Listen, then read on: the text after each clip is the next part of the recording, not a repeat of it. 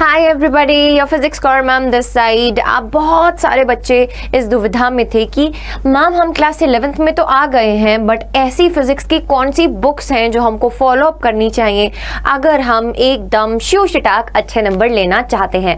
सो मैंने सोचा कि आपके लिए एक वीडियो बना दी जाए जिसमें मैं आपको बता दूं, क्लियरली मेंशन कर दूं बेटा कि ऐसी कौन कौन सी बुक्स हैं जो आपको फॉलो अप करनी है अगर आप अपनी क्लास 11th को बहुत बढ़िया से करना चाहते हैं, एज वेल एज अपनी क्लास 12th के लिए एक बेस स्ट्रॉन्ग बिल्डअप करना चाहते हैं। तो चलिए बेटा बिल्कुल भी देरी नहीं करेंगे, स्टार्ट करते हैं। Which books to follow for physics. देखो बेटा, अगर सबसे पहली बुक मैं यहाँ पे आपको बोलना चाहूं कि कौन सी बुक को आपको एकदम अच्छे से फॉलो अप करना है, तो that is your NCERT book. ठीक है, that is your NCERT book. और बहुत बच्चे ना ये गलती करते हैं एनसीईआरटी की बेटा पार्ट 1 एंड पार्ट 2 दोनों की दोनों आपको क्या करनी है, बाय करनी है।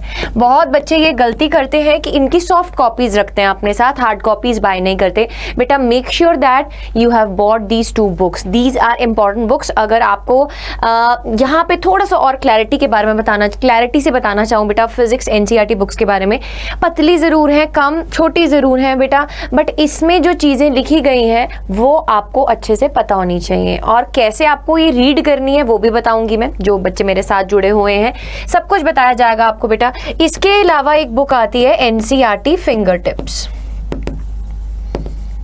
है ना। एनसीईआरटी फिंगर टिप्स भी ले सकते हैं आप बेटा, और साथ में आप एनसीईआरटी एग्जाम्पलर भी ले सकते हैं। I will prefer that you should buy NCERT exemplar. अच्छा बेटा देखो, एनसीईआरटी एग्जाम्पलर में ना थ्योरी कम है, बट इसमें वेराइटी ऑफ क्वेश्चंस आपको मिलेंगे। क्या मिलेंगे? वेराइटी ऑफ क्वेश्चंस मिलेंगे। और ऐसा नहीं है बेटू जी कि सारे के सारे क्वेश्चंस कहीं बहुत डिफिकल्ट होंगे या इजी होंगे। लेवल चलता है, लेवल स्टार्ट होता है इजी से लेके हार्ड क्वेश्चंस तक का, तो आपको वैरायटी ऑफ क्वेश्चंस मिल जाएंगे प्रैक्टिस करने के लिए। सो कौन कौन सी बुक्स में हमने बताई है? एक तो एनसीईआरटी पार्ट 1 पार्ट 2 दोनों क्या करनी है, बाय करनी है। इसकी सॉफ्ट कॉपी नहीं, हार्ड कॉपी आपके पास होनी चाहिए। जब मैं आपको बोलूं क्लास में लेकर आओ ये वाली बुक, ये वाला आर्टिकल, ये वाला क्वेश्चन हम प्रैक्टिस करने वाले हैं, तो मैं वहां पे क्वेश्चन टाइप करके नहीं लेकर आऊंगी। आई विल बी एक्सपेक्टिंग कि तुम्हारे पास एनसीईआरटी है।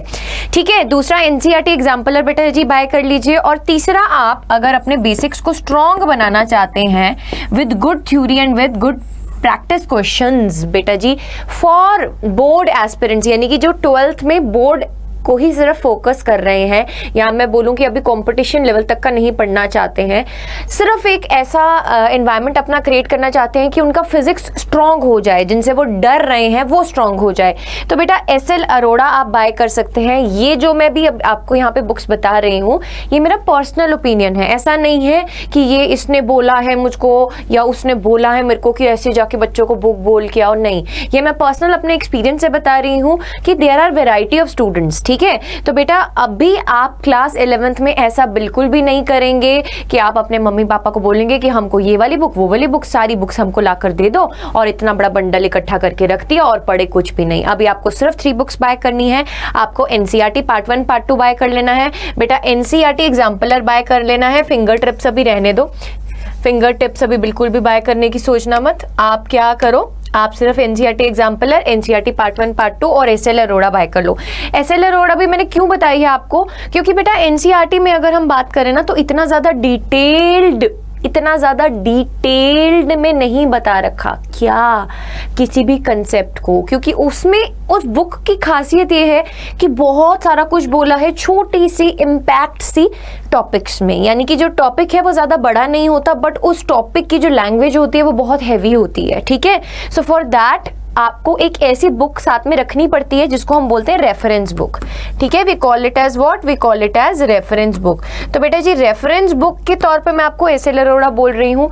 कहीं कहीं स्कूल्स में रेफरेंस बुक के तौर पे कुछ और बुक्स, प्रदीप्स को भी फॉलो किया जाता है, अरिहंत को भी फॉलो किया जाता है।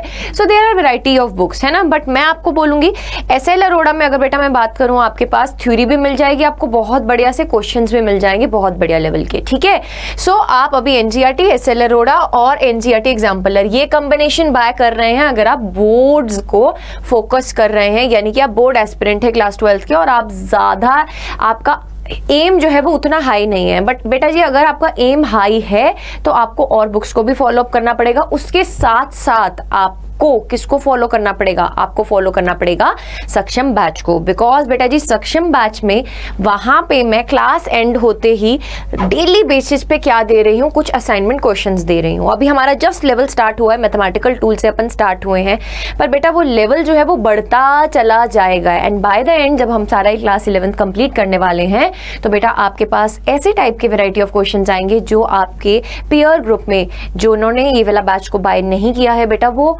नहीं लगा पाएंगे, है ना। सो उसके लिए आपको क्या करना है, if you have not enrolled in the Saksham batch बेटा do enroll in it, you can use my code as S549 and you will be getting 77% off. बेटा ये वाले बैच में what we are going to cover is we are going to cover the concepts plus questions also, because ये वाली जो books है ना बेटा जी, ये वाली जो बुक्स हैं ये एनसीईआरटी को समझाने के लिए भी वहां पे मैम और सर आने वाले हैं, ठीक है। तो क्योंकि एनसीईआरटी की जो लैंग्वेज होती है ना वो इतनी ईजी नहीं होती कि आप उसको पढ़ेंगे तो आपको समझ आ जाएगी, उसके लिए भी आपको टीचर को फॉलो अप करना पड़ता है। So we are here for you. Other than that बेटा अगर आप कॉम्पिटिशन फोकस्ड हैं, जेई या नीट की बात करूं अगर मैं, तो there are a lot of books, there are variety of books. तो नीट की स्पेसिफिक मैं आपके लिए बहुत ही जल्दी एक और वीडियो बनाने वाली हूँ जिसमें मैं स्पेसिफिकली बताने वाली हूँ कि जो बच्चे नीट या फिर जेई को क्रैक करना चाहते हैं उनके लिए स्पेसिफिक कौन सी बुक्स होंगी। बट अभी के लिए ये जो चीज है बेटा और ये जो चीज है ये मेन चीज है। पार्ट 1 पार्ट 2 बाय कर लो, बार बार मैसेज कर रहे हो मैम कौन सी बुक बाय करें, तो बोल रही हूँ पार्ट 1 पार्ट 2 बाय कर लो, एसएल अरोड़ा ले लो और एनसीईआरटी एग्जाम्पलर ले लो, इसके अलावा और कोई बुक लेने की भी जरूरत नहीं है क्योंकि अभी जस्ट बिगिनिंग हुई है जर्नी की, है ना, अभी जस्ट बिगिनिंग हुई है बेटू जी जर्नी की, ठीक है जी। So with this see you all in the Saksham batch.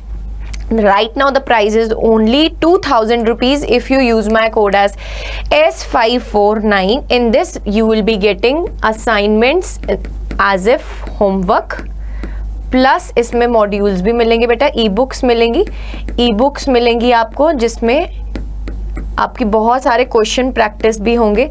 Because ultimately what physics की थ्योरी बेटा फिर भी बच्चा पढ़ लेता है, बट जब बारी आती है क्वेश्चन की तो क्वेश्चन में पसीना निकल जाता है ना। तो ऐसे सारे बच्चे नहीं होते जो फिजिक्स के न्यूमेरिकल्स कर पाते हैं। और मैं एक ही बात बोलूँगी, क्लास 11th जो रहती है वो बहुत ही मेन क्लास रहती है। अगर आप दूर तक अपना भविष्य देख पा रहे हैं बेटा, सोच पा रहे हैं कि आपको कुछ बनना है, कुछ करना है जिंदगी में, तो ये वाली जो 11th क्लास है ना बेटा, जो सारे वेस्ट करते हैं, I request you, physics Kaur ma'am की रिक्वेस्ट है, आप इसको वेस्ट मत कीजिएगा। सो ऐसे ही मिलते रहेंगे और सेशंस के साथ। Bye bye all of you and take care.